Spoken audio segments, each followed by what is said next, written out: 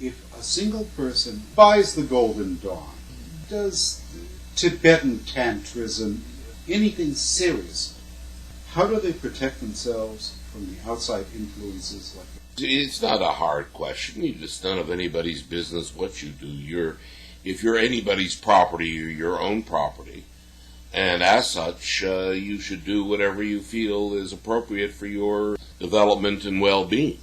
Why would I need to tell my mother what I do? You know why? Because that's the way it's set up. The whole setup is to be set up to be controlled. And if the controls don't appear external, that is even better. You want them inculcated, internalized, so the authorities don't have to rely upon their representatives to interfere. They rely on you. They rely on you. You are their best representative. If you get out of hand, then there are other representatives. You see, it's a circle. It's a circle of constriction. Then when you get out of hand, they escalate. Higher and more powerful people and technology then get involved in controlling you. But they rely on you through the inculcation of the superego, as Freud would call it. The identification with the aggressor is the key phrase. As children, we learn to identify with those things that aggress against us. By identifying with them, it gives us a sense of power, and we feel less frightened. When we do identify with them, we take on their personalities and characteristics. So every time I have a thought, I have multiple sensors come in and censor that thought, and every time I'm about to do something, I have multiple sensors come in and analyze what I'm about to do. As far as I'm concerned, theology belongs in the Department of Archaeology or the Department of History, where you study primitive belief systems. As such, all you can say is so-and-so said this happened at this time, but that's all it is. It's just history, archaeology, something that primitive creatures happen to have been involved with. What do you think of voodoo? What do you think of Shinto? What do you think of Taoism? Is any of it real? It is real that the earth is flat, and I only mean that by it's real that people believe the earth is flat. That's real, that people at one time believed the earth was flat. Is it real at another level? Obviously not. Although there's still the Flat Earth Society, I believe. So, if you're asking me, is something real because people, quote, believe in it? The answer, it's true that people believe in it, and it's real that they believe in it, but it's not real because they believe in it. Are there valuable techniques and methodologies within these systems? Sure. Valid for what purpose? To get over yourself. That's the whole purpose of undoing yourself, is to identify your true nature, identify how you were conditioned, brought up, imprinted on, to see all those things that you personally regard as holy, find all those things out and then destroy them. And if you have to destroy yourself, or what you call yourself, in that process, then hurry up and get it over with.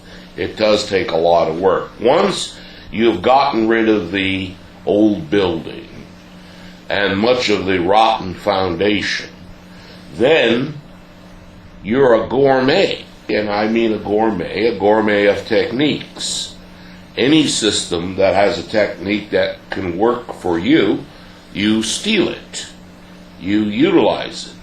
But you have to search through so much garbage to find them, as a rule. Once you find it, you take the gem, you stick it over here, you take the rest of it and throw it in the fire. Burn it. We have to make most books big, because otherwise we can't sell them. In reality, most books, as Nietzsche and other great minds have said, can be summed up in one paragraph. The essence of the book is one paragraph long. Burn the rest of it. The techniques that we're going to discuss today are, one, regular deep breathing as taught by Dr. Regardi, myself, and other people. 2 techniques which I developed, one on Tarot and the other one utilizing your computer. That technique is very powerful. The 4th technique is what is called paradoxical breathing. This is a very powerful technique, and if you practice it over and over and over again, you will cause brain change. In other words, the brain chemistry will change, and the neurological connections in the brain will also begin to change, and they will become permanent over time. Say, for an example, if you had epilepsy, there are probably a lot more ways of getting rid of epilepsy than I'm aware of, but you can get rid of it chemically and you can get rid of it with surgery. If you take a drug like Neurontin, you have to continue taking that drug in order for the seizures not to continue. When I talk about technique, once the change has taken place, you really don't have to do it again. But that's the tricky point. That's the tricky place. You don't know for sure when those things take place. Now, the other way of getting rid of epileptic problem is, of course, surgery. They remove or fix the lesion. Now, that's more what we're concerned about. We want to remove unpleasant, stupid classical conditioning, operant conditioning, and imprinting. For those who don't know what those things are, I suggest reading a good introductory book on experimental and or laboratory psychology.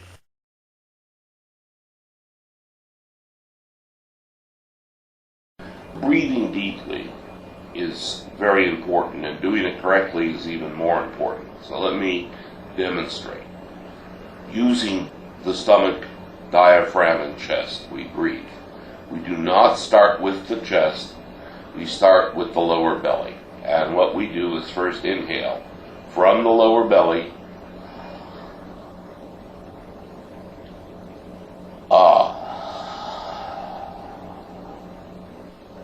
When I said the that was a signal to let all the breath out. Not force the breath out, but let the breath out.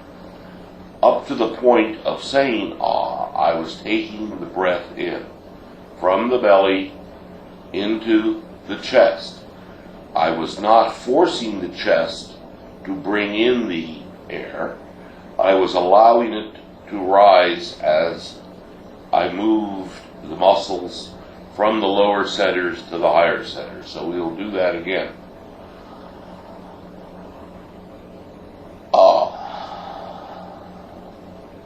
Now when I say I let everything drop. I do not force it.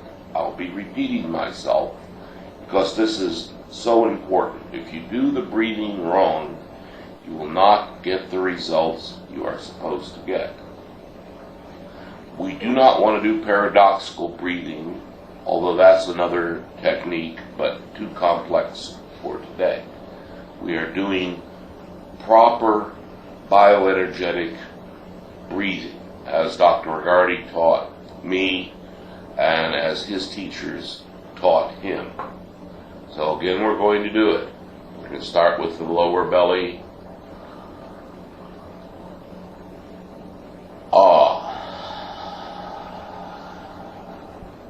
Now, before we do our tarot work with the major arcana, we would like to do that slowly. No rush, no forcing, about 10 to 15 times. We want to relax. We do not want our mind drifting and running away and going into all sorts of strange ideas and fantasies.